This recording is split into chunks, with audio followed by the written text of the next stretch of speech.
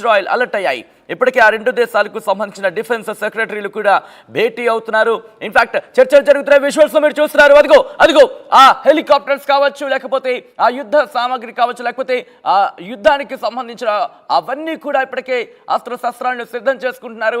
Iran, Israel, America ఇవన్నీ కూడా గగనతలం, భూతలం, అలాగే ఇటు సముద్ర మార్గంలో కూడా తమకున్న అస్త్రశస్త్రాలను సిద్ధం చేసుకోబోతున్నట్టుగా తెలుస్తోంది.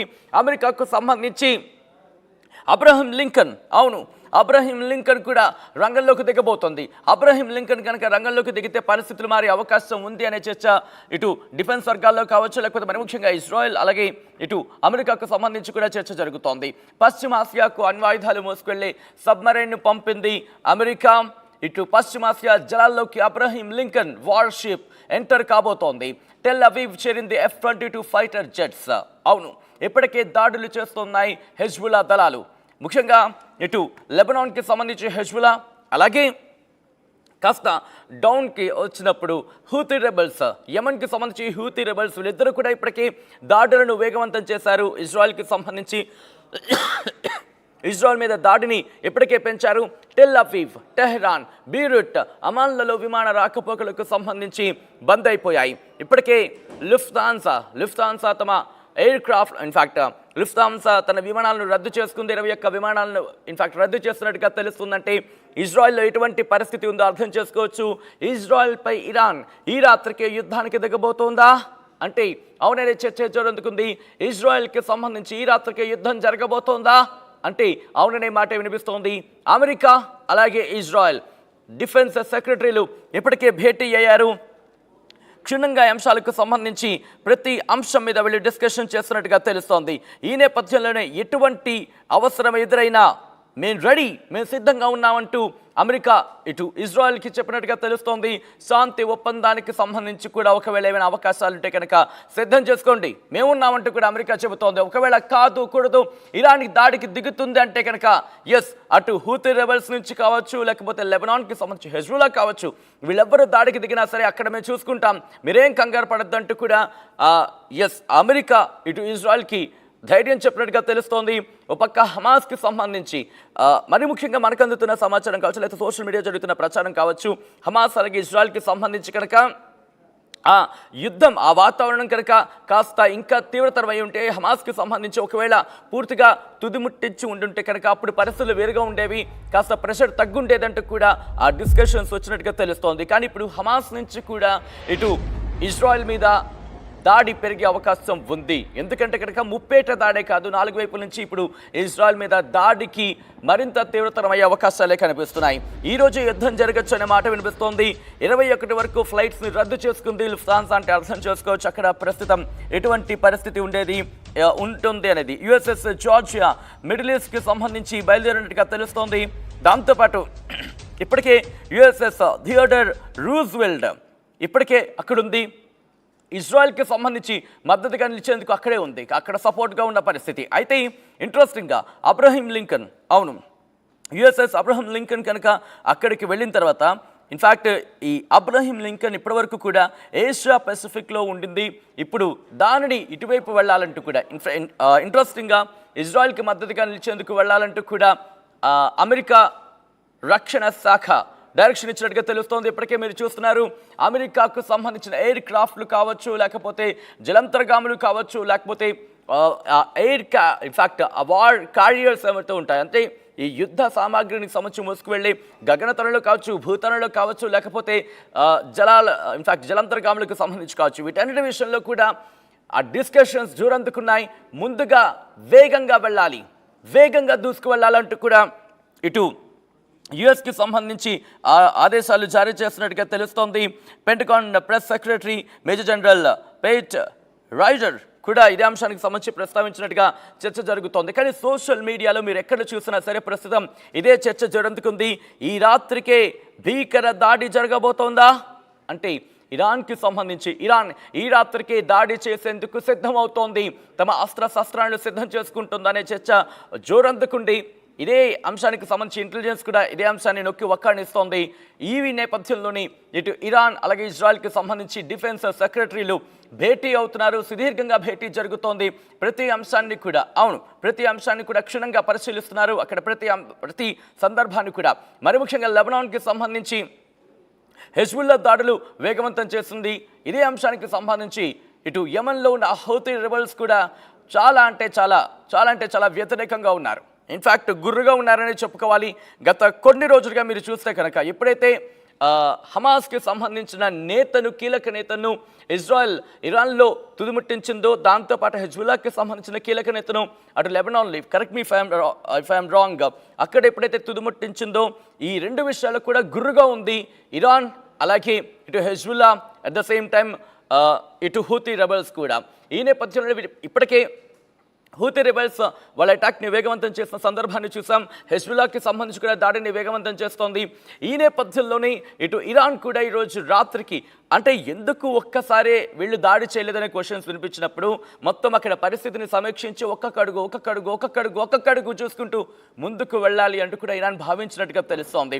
ఈ నేపథ్యంలోనే పరిస్థితులన్నీ తమకు అనుకూలంగా మారిన తర్వాత మాత్రమే యుద్ధంలోకి దిగాలి. ఎందుకంటే ఒక ప్రయోగం చేసిన తర్వాత అటు నుంచి కూడా రివర్స్ అటాక్ అనేది స్టార్ట్ అవుతుంది. ఇది ఎక్కడి వరకు దారితీస్తుంది అనేది మనం అసలు ఊహించలేం. ఎందుకంటే హమాస్కి సంబంధించి ఇటు ఇజ్రాయెల్ మీద దాడికి ఇప్పటికే వాళ్ళిద్దరి మధ్య ఎటువంటి పరిస్థితులు ఉన్నాయో చూసాం. రీసెంట్గా గాజా మీద ఇటు దాడి చేస్తుంది ఇజ్రాయెల్. ముఖ్యంగా అక్కడ ఏం చెప్పింది, ఏమందంటే గాజాలో ఒక స్కూల్ బిల్డింగ్కి సంబంధించి అక్కడ అటాక్ చేస్తుంది. అక్కడ హమాస్కి సంబంధించి కీలక స్థావరాలు ఉన్నాయి. కీలక స్థావరాలను బేస్ చేసుకొని అక్కడి నుంచి హమాస్ తమ కార్యకలాపాలను నిర్వహిస్తోంది. వాళ్ళని తుదిముట్టించడమే లక్ష్యంతోనే మేము దాడులు చేస్తామంటూ కూడా చెప్పిన నేపథ్యంలో హమాస్కి సంబంధించి గుర్రుగా ఉంది. At the same time Hezbollah కూడా ఆగ్రహంతో ఉంది. హమాస్కి సంబంధించిన కీలక నేతను తమ దేశంలోని, ఇన్ఫ్యాక్ట్ ఇరాన్లో తుదిముట్టించడం ఇటు ఇరాన్ కూడా గుర్రుగా ఉంది. At the same time Hezbollah గురుగున సందర్భాన్ని చూసాం. హూతీ రెబల్స్ కూడా పరిస్థితికి సంబంధించి ఎక్కడ కూడా, కానీ ఇంట్రెస్టింగ్గా ఒకవేళ హూతీ రెబల్స్కి సంబంధించి మనం కొద్ది రోజులుగా చూస్తున్నాం, అట్టుగా వచ్చి అంటే అక్కడ జలసంధి అంటూ ఉంటాం, అక్కడి నుంచి కొన్ని నౌకల రాకపోకలు జరుగుతూ ఉంటాయి. ముఖ్యంగా భారత్ కావచ్చు, లేకపోతే ఏషియాకు సంబంధించి ఏవైనా నౌకలు కనుక రావాలంటే అక్కడ ఒక చిన్న సంధి ఉంటుంది, ఆ సంధి నుంచి రావాల్సి ఉన్న పరిస్థితి. కానీ కొద్ది రోజుల క్రితం చూసాం హూతీ రెబల్స్ అక్కడ కూడా దాడులు చేస్తున్న పరిస్థితి. ఈ నేపథ్యంలో చుట్టూతా తిరిగి రావాల్సి వచ్చింది. అయితే ఒకవేళ ఇప్పుడు కనుక యుద్ధం భీకర స్థాయికి చేరుకుంటే కన్ఫామ్గా హూతీ రెబల్స్ మళ్ళీ అక్కడ దాడిని వేగవంతం చేస్తారు. ఒక చిన్న జలసంధి ఉంటుంది, ఆ జలసంధిని దిగ్బంధం చేసే అవకాశం ఉంటుంది, అక్కడ దాడులు చేసే అవకాశం ఉంటుంది. ఈ నేపథ్యంలో ఆ ప్రభావం ఇటు ఏషియా మీద క్లియర్ కట్గా ఉండే అవకాశం ఉంది రేట్లకు సంబంధించి. ఎందుకంటే ఫ్యూయల్కి సంబంధించి కూడా ఒక అంశాన్ని ప్రస్తావించినప్పుడు అక్కడి నుంచి వచ్చే అవకాశం ఉంటుంది. రవాణాకు సంబంధించి రాకపోకలకు తీవ్ర అంతరాయం ఏర్పడే ఉంటుంది. వాటి మీద తీవ్రమైన ప్రభావం చూపిస్తుందనే చర్చ జోరందుకుంటుంది. కాబట్టి ఇప్పుడు కనుక యుద్ధం జరిగితే ఈ యుద్ధ ప్రభావం మన దేశం మీదే కాదు, దాదాపుగా ఏషియన్ కంట్రీస్కి, మరీ ముఖ్యంగా ఫ్యూయల్కి సంబంధించి కావచ్చు, లేకపోతే ఈ రవాణా విషయంలో జరుగుతున్న అంశంలో కావచ్చు, వీటి మీద ప్రభావం తీవ్రతమైన అవకాశం ఉంది. రేట్లు మరింత పెరిగే అవకాశం ఉందనే చెప్పుకోవచ్చు. అట్ ద సేమ్ టైం ఇప్పుడు ఇరాన్ ఇజ్రాయెల్కి సంబంధించి యుద్ధం జరిగింది అనుకోండి, ఇప్పుడు ఎవరికి మద్దతుగా వెళ్తారు? రష్యా ఎవరికి మద్దతుగా నిలుస్తుంది? అఫ్కోర్స్ అమెరికా ఇప్పటికే ఇజ్రాయెల్కి దన్నుగా నిలిచిన సందర్భాన్ని చూసాం. పశ్చిమాసియా దేశాలు దాదాపుగా ఇజ్రాయెల్కే మద్దతుగా నిలుస్తాయనుకోవడంలో అతిశయోక్తి లేదు. రష్యా ఇరాన్కి మద్దతుగా నిలుస్తుంది. రష్యా మద్దతు నిలిచిందంటే చైనా కూడా ఆబ్వియస్గా అక్కడ మద్దతు నిలిచే అవకాశం ఉంది. ఇలా ఒకరి మద్దతు పెరుగుతున్న నేపథ్యంలో ఈ యుద్ధ ప్రభావం ఏ మేరకు వెళుతుంది అనేది ఒక తీవ్రమైన డిస్కషన్కి దారితీస్తుందని చెప్పుకోవాలి. పక్కా ప్లాన్తో ఇరాన్ సిద్ధమవుతున్నట్టుగా తెలుస్తుంది. విజువల్స్లో మీరు చూస్తున్నారు ప్రస్తుతానికి సంబంధించి ఆ వార్ హెడ్స్ అంటూ, అంటే ఇన్ఫ్యాక్ట్ యుద్ధానికి సంబంధించి మొత్తం అన్ని అక్కడికి చేరుకుంటున్నాయి. డిఫెన్స్ సెక్రటరీలు భేటీ అయ్యి సుదీర్ఘంగా చర్చిస్తున్నారంటే ప్రస్తుతం అక్కడ ఎటువంటి పరిస్థితులు ఉన్నాయో అర్థం చేసుకోవచ్చు. ప్రపంచవ్యాప్తంగా యుద్ధ ప్రభావం ఉండబోతోంది. మూడో ప్రపంచ యుద్ధానికి నాంది పలకబోతోందా అంటే అవుననే మాట వినిపిస్తోంది. ఇన్ఫ్యాక్ట్ రష్యా యుక్రెయిన్కి సంబంధించి మనం చూస్తున్నాం ఇప్పటికీ అక్కడ ఎటువంటి సినారియో ఉంది అనేది. ఒకవేళ అంటే గత కొద్ది రోజుల క్రితం కింద కొద్ది ఏళ్ల క్రితం కింద చెప్పుకోవచ్చు. ఎందుకంటే దాదాపు 2 ఏళ్ళు గడుస్తోంది. అక్కడ యుక్రెయిన్కి అలాగే రష్యాకి యుద్ధం జరుగుతున్న సందర్భంలో అమెరికా యుక్రెయిన్కి సంబంధించి ఆయుధాలను అందిస్తామని చెప్పిన సందర్భాన్ని చూసాం. కానీ ఆ తర్వాత పరిస్థితులను చూసాం. కానీ అక్కడ యుద్ధం కేవలం రష్యాకి యుక్రెయిన్కి మాత్రమే పరిమితమైంది. ఆంక్షలు కావచ్చు, మిగిలిన విషయాల్లో ఇటు దేశాల మధ్య యుద్ధ వాతావరణం కనిపించలేదు, కానీ ఆంక్షల వాతావరణం మాత్రం కనిపించింది. కానీ ఇప్పుడు ఈ యుద్ధం నేరుగా ఇన్ఫ్యాక్ట్ పార్టిసిపెంట్గా మారే అవకాశం ఉందనే చెప్పుకోవాలి. ఎందుకంటే ఎవరికి మద్దతుగా నిలుస్తున్నారో, ఇన్ఫ్యాక్ట్ కొద్ది రోజుల క్రితం ఈ పరిస్థితులను చూస్తున్నది ఏమనిపిస్తుందంటే శత్రువులు మిత్రులయ్యే అవకాశం ఉంటుంది, మిత్రులు శత్రువులయ్యే అవకాశం ఉంటుంది, శత్రువులు మిత్రులు మళ్ళీ మిత్రులయ్యే అవకాశం ఉంటుంది. కాబట్టి ఎవరికి మద్దతుగా నిలుస్తారు? లెబనాన్ దగ్గర పరిస్థితి వేరేలా ఉంది. అట్ ద సేమ్ టైం ఇటు యెమెన్ దగ్గర పరిస్థితులు వేరేలా ఉన్నాయి, ఇరాన్లో పరిస్థితులు వేరేలా ఉన్నాయి. గాజాకి సంబంధించి మన పరిస్థితి చూసాం. గాజాకి సంబంధించి అటు ఎటువంటి సినారియోస్ ఉన్నాయో చూసాం. పాలస్తీనాలకు సంబంధించి ఎటువంటి ఇష్యూస్ రేస్ చేస్తున్నారో చూస్తున్నాం. దాంతోపాటు యుక్రెయిన్కి సంబంధించి రష్యా మధ్య యుద్ధ వాతావరణంలో అక్కడ పరిస్థితులు ఇంకా కొలిక్కి రాలేదు. ఈ నేపథ్యంలో అమెరికా కూడా అక్కడ కలుగజేసుకుంటున్న సందర్భాన్ని మనం చూసాం. ఇలా జర్మనీ కొన్ని సందర్భాల్లో వ్యాఖ్యానించిన పరిస్థితి. అట్ ద సేమ్ టైం బంగ్లాదేశ్కి సంబంధించి తాజా పరిణామాలు చూస్తున్నాం. బంగ్లాదేశ్కి సంబంధించి షేక్ హసీనా మాజీ ప్రధాని కూడా కొన్ని వ్యాఖ్యలు చేశారు. అమెరికా తప్పంటూ కూడా ఇటు షేక్ హసీనా తప్పుబట్టిన సందర్భాన్ని చూసాం. సో ఇంతటి ఒక అస్థిరమైన పరిస్థితులు కనిపిస్తున్న నేపథ్యంలో ఇరాన్ ఇజ్రాయెల్ యుద్ధం కనుక, ఎందుకంటే జరుగుతున్న పరిణామాలు కావచ్చు, లేకపోతే సోషల్ మీడియాలో ప్రచారం జరుగుతుందంటూ ఇన్ఫ్యాక్ట్ జాతీయ ఛానళ్ళు కావచ్చు, అంతర్జాతీయ న్యూస్ అవుట్లెట్స్ కావచ్చు, ఇదే అంశాన్ని ప్రస్తావిస్తున్న ఏ క్షణాన్నైనా దాడి జరగచ్చు అంటూ కొన్ని రోజుల నుంచి అనుకుంటున్న సందర్భంలో ఈ రాత్రికే దాడి జరుగుతుందా అంటే కనుక అవుననే ప్రశ్నలు కావచ్చు, లేకపోతే అవుననే సమాధానాలు కావచ్చు సోషల్ మీడియా వ్యాప్తంగా వెల్లువెత్తుతున్నాయనే చెప్పుకోవాలి. ఇప్పటికే ఆ యుద్ధానికి సంబంధించి ఆ వాతావరణం మనకి క్లియర్ కట్గా కనిపిస్తోంది.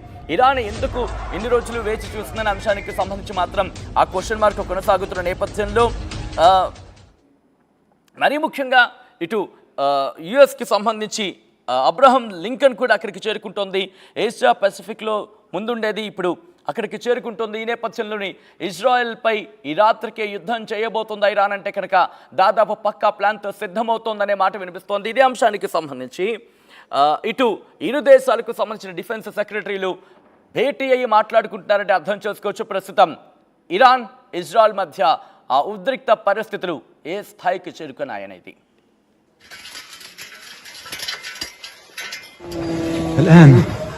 الآن في هذه الأثناء